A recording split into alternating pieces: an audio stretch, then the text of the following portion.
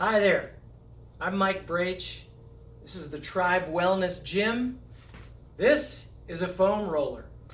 Got plenty of other videos on foam roller, how you can use it to improve mobility of your thoracic spine, your mid-back, how you can use it to work out some of those tight, tender spots in your muscles like your quads or your hamstrings or your calves, how you can use the foam roller to improve pain from tight IT bands. In this video, we're going to look at how we can use the foam roller to really help you take advantage of gravity and open up the chest. All too often, I see people who spend a lot of their time at a desk, typing all day or looking at a computer, or I see people who just as a result of age and walking around against the force of gravity tend to tip forward a little bit, round the shoulders, bring their head forward. And what that can do is that can lead to what's called adaptive shortening of muscles in your chest. It can lead to really tight pecs and really overstretched out muscles on the back. So what we can do here with our foam roller is we can take advantage of gravity and try to fight back against some of the rounded shoulders, fight back against some of that pec tightness, and really open the chest up. I'll show you how in just a moment. You can get one of these foam rollers just about anywhere. They're pretty cheap, they're pretty easy to use. You want to make sure though that you're not putting these on a surface where the foam roller is going to slip or where you will slip. So things like a hardwood floor are probably not as good as things like a carpeted floor for this purpose. I'm going to put it here on this yoga mat, which you could do if you had a surface that it might slip on. I've got it here on the yoga mat just so you can see it. And you just safely work your way down to the floor. What we want to try to do is we want to try to use the foam roller to support our backs while we work on opening up the chest. So what does that mean? Well, that means, I don't want to lay straight back on it because that'll hurt, that'll dig the foam roller right into me. But if I can get my bottom on top of it, just like that, you see it's just below my rear end here. And if I can start working my way back, already you're getting really good support from the foam roller. Your spine, if it's lined up in the middle of your back, if the foam roller is lined up in the middle of the back, your spine's lined up right on it. And if you start to tip a little bit, you can always steady yourself here with your hands or with your feet. You could even tuck some towels or blocks or something like that in. What I want to do with you, though, is to try to counteract that pec tightness. So we want to try to let the force of gravity, and we know that the line of gravity, according to the laws of physics, the line of gravity has that straight line down perpendicular to the floor. So we want to take advantage of the force of gravity and try to allow our pecs to really open up. If you find you're arching your back up, that's probably not as helpful. So try to keep your back flat against the foam roller.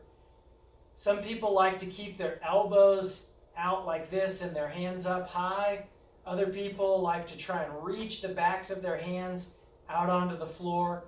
Whatever feels better for you is the best approach, because I don't want you to end up getting any shoulder pain or flopping around. But this is a great way to let gravity just open up the chest.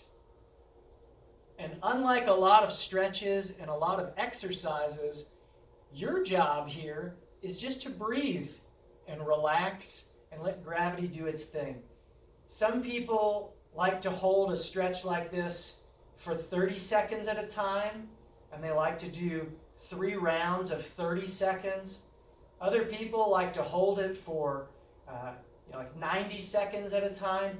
You could even hold it for a few minutes.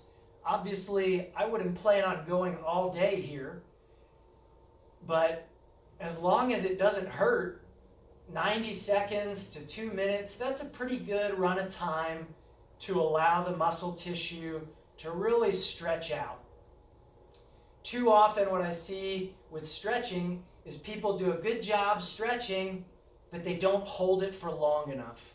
And a lot of research supports that if you give it enough time, usually that 3 rounds of 30 seconds or that 1 round of 90 seconds, you're going to see some improvements in that length and tension relationship of your muscle tissue that you're stretching. So again, remember, try not to arch the back, try not to flop around, but line this foam roller right up with your spine. Reach the arms out either this way or this way, whatever feels like it's giving you a good stretch that doesn't hurt. And then just breathe, keeping your back flat.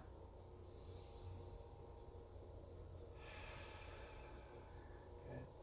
You may wonder about the dismount. There are many different ways to do it.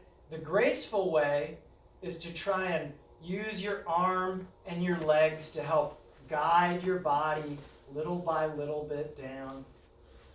The good news with a foam roller is you're not super high off the floor, so even if you have a dismount that is less than graceful, there's a lower chance you're going to bang anything up too badly.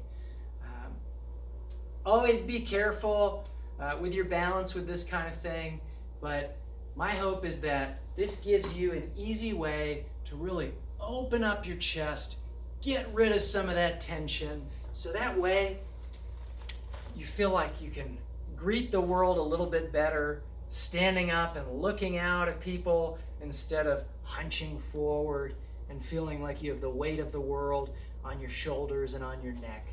So hopefully this foam roller helps you to feel like you're opening up, standing up a little taller, and feeling a lot better from that tension here in your pecs.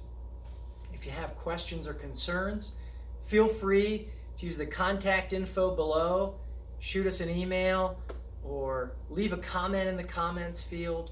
Feel free to like this video or subscribe to the Tribe Wellness channel. If you're in Dallas and you want to come on by, come on in. We can foam roll and stretch together. Until then, or until the next video, take good care. See you next time.